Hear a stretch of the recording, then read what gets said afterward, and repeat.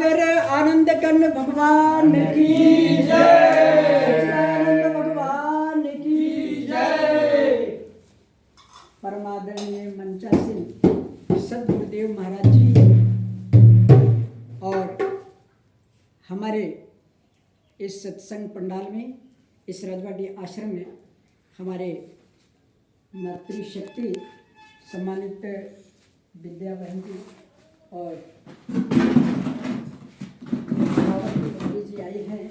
बड़े सौभाग्य की बात है कि हम लोग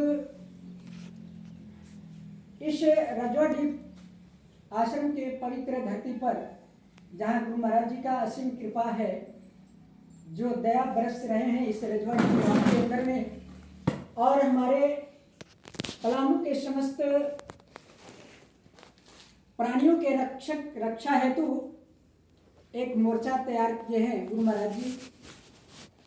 हमारी आपकी रक्षा का सुव्यवस्था इस रजवाड़ी, जिसका कोतवाली का कार्य हमारे गुरु महाराज जी और इनके संत, इनके भक्त करेंगे, और इनके छत्र छाया में हम आप सभी लोग सुरक्षित रहेंगे।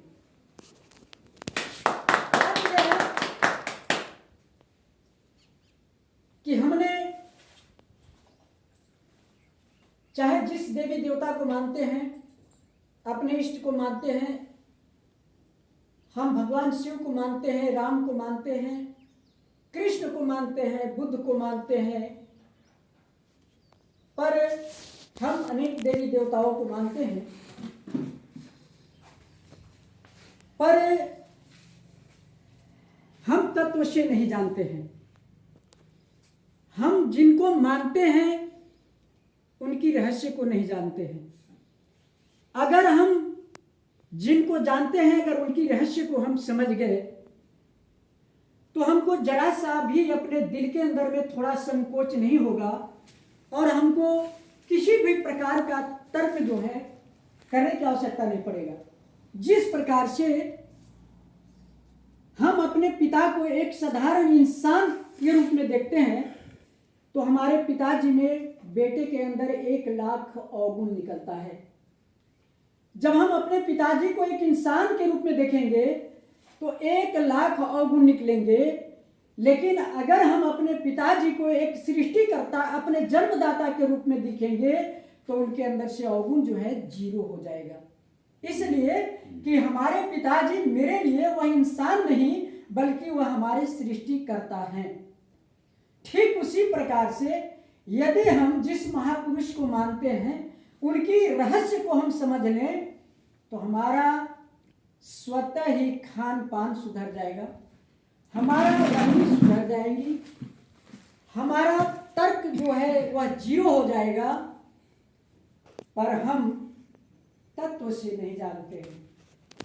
आज स्थिति हमारी यही है कि हम ऐसे इस कलिकाल के अंदर में हमें ऐसे गुरु महाराज जी मिले हैं, ऐसे गुरु महाराज जी हम लोगों पर दया किए हैं, और इस कलिकाल में साक्षात रूप में सभी महान दिव्य विभूतियों सहित दर्शन करा रहे हैं और दर्शन दे रहे हैं, और जो हमें रक्षा का कवच नाम जो हम लोग को दीक्षा दिए हैं, अगर इस रहस्य को हम समझ लें तो हमारा बेड़ा पार हो जाएगा और हम धन्य हो जाएंगे।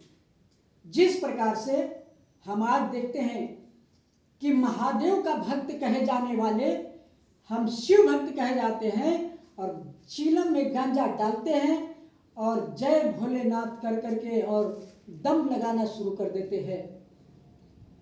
अगर हम आप समझिए कि क्या भगवान शिव गांजा पान किए थे? क्या भगवान शिव भांग पिए थे?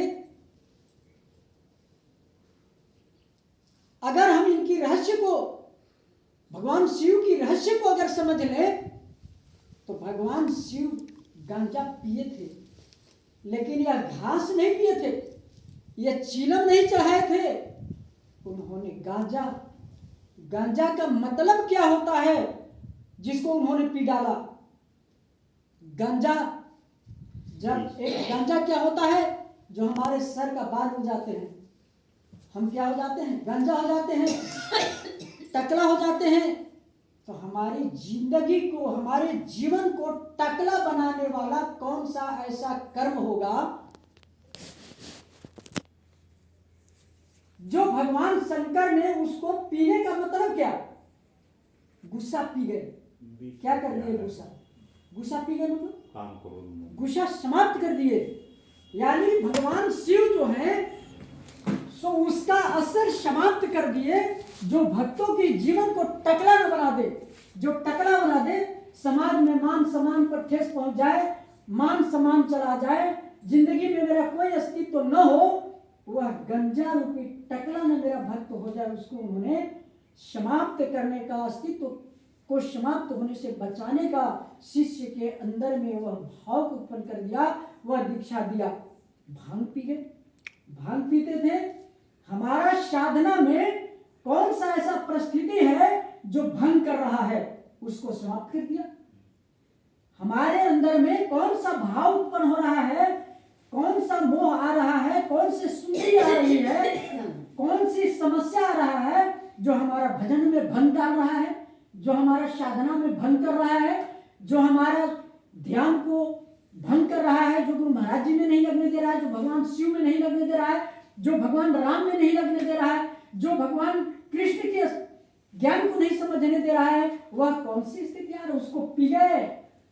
जो भंग करने वाला परिस्थिति है उसको पी गए, और हम समझते हैं घास वाला भांग पिए और हम भाग घोट रहे हैं। बोल रही है पार्वती मैया भांग घोट रही है, मतलब दोनों मिलकर के आदि शक्ति और शिव में भक्तों की जो भंग करने वाला समस्या है उसको पानी पानी किया जा रहा है। हमारे भक्त पर कोई प्रभाव नहीं डाल सकते हो। भक्त को जानने के लिए तो अगर हम उस रहस्य को समझ लें तो हम गांजा और भांग नहीं पिएंगे, विष में हम मदिरा नहीं पिएंगे। हमारे अंदर में विष को, विष गुस्सा है, विष काम है, क्रोध है, अहंकार है, मोह है, ये विष है। ये जो है यही सब तो मिल करके हमको भजन से दूर करते हैं, भगवान से दूर करते हैं, और हम इसी जहर जो है हमको अमृत को नहीं पाने दे रहा है। जो हमारे गुरु महाराज जी कहे कि सदगुरु ने दिए मुझे अमृत नाम जड़ी, काटे से कटत नहीं, जारे से जरत नहीं, निस दिन रहत हरि। सदगुरु ने दिए अमृत नाम जड़ी, और उस अमृत नाम जड़ी को जब हम नहीं समझ रहे, कौन नहीं आने दे रहा है, जिसको हम गांजा घास को समझ रहे हैं। शंकर ने गांजा पी गए, शंकर ने विष पी गए, भांग पी गए, ये समझ के हम इन्हें पी रहे हैं, हमें और बोला करके रखा है और अनबैलेंस कर। हम तो अनबैलेंस हैं पर और अनबैलेंस होते जा रहे हैं। हम अपनी जीवन का मोह देख रहे हैं। मोह ही तो सबसे बड़ा कष्ट है। कहे कि मोह सकल व्याधि कर मूला, ये जो मोह जो हमारे पास है वह सकल दुखों का कारण मोह है। प्राण भी नहीं शरीर से निकल रहा है, मरने के लिए भी आंसू बह रहा है कि हम मर जाएंगे। क्यों? इसलिए कि मोह है। हम बेटा को नहीं छोड़ना चाह रहे हैं, बहू को नहीं छोड़ना चाह रहे हैं, समाज को नहीं छोड़ना चाह रहे हैं, इस शरीर को नहीं छोड़ना चाह रहे हैं। एक बार परीक्षित महाराज जी जो है सुखदेव मुनि जी से पूछे कि हमको मौत से बहुत डर लगता है। सुखदेव मुनि जी कहे कि डर लगता है, बात है कि डर इसलिए लगता है, तुमको हम एक बात बताते हैं, एक कहानी सुनाते हैं, शायद तुम्हारा मोह समाप्त हो जाए। एक तुम जैसे राजा थे और वह जंगल में सैर करने के लिए गए, और जंगल में गए, शाम हो जाता है, और जब शाम होता है बादल गरजने लगता है, बारिश होने लगती है, और राजा का घोड़ा छूट जाता है। राजा रास्ता भूल जाते हैं, अब उनको पता ही नहीं चलता है। शाम हो जाता है, रात्रि हो जाती है, अब ये रास्ता भूल गए और इनके साथ में कोई नहीं है। तो ये जो है भटके हुए चल रहे हैं, जानवरों की आवाज हो रहा है, डर भी लग रहा है। अब एक दूरी पर जो है से एक तारा, एक दीपक टिमटिमाते दिख रहे थे, उसी को सीधा कर करके जाते हैं तो वहां पर देखते हैं कि एक अपंग व्यक्ति उस कुटिया के अंदर में है और मांस एक तरफ पक रहा है, एक जो है जानवर को मार करके खाल खींच करके लटकाया हुआ है, पूरा महक रहा है। उधर बाथरूम बना हुआ है, अपने वह विकलांग है तो जा नहीं पाता है, तीर धनुष लगा हुआ होता है, उसके कुटिया से जो नजदीक से जानवर जाता है उसको मार देता है। और उसी का खाल नोच करके मांस पका करके किसी तरह से खाता है। अब वही जुगाड़ उसको बैठता है कि राजा को कहीं पर ठहरने का कोई व्यवस्था नहीं है, अब पूरा रूम महक रहा है गंदगी से, फिर भी अब कोई आश्रय नहीं है और डर भी लग रहा है। डर लग रहा है तो वो जो है से आग्रह करते हैं कि भैया एक रात मुझे गुजारने दो, आज का रात। वह विकलांग था, कहा कि जल्दी भागो यहाँ से, तुम तो एक चक्रवर्ती राजा लग रहे हो और इस सड़े हुई कुटिया में जहाँ मांस लटका हुआ है, मांस का दुर्गंध आ रहा है और इस कुटिया में तुम रुकोगे। राजा का कोई आश्रय नहीं था। कहा जे भैया मुझे रहने दीजिए। कहा जे एकदम नहीं, जाओ तुम। कहा जे नहीं भैया रहने दीजिए, कोई आश्रय नहीं, हमारा सवेरे चले जाएंगे। ना किसी को हम यहाँ रखते हैं, जो यहाँ एक रात बिता देता है वो जाना चाहबे नहीं करता है। अनारे तुम नहीं जाओगे तो?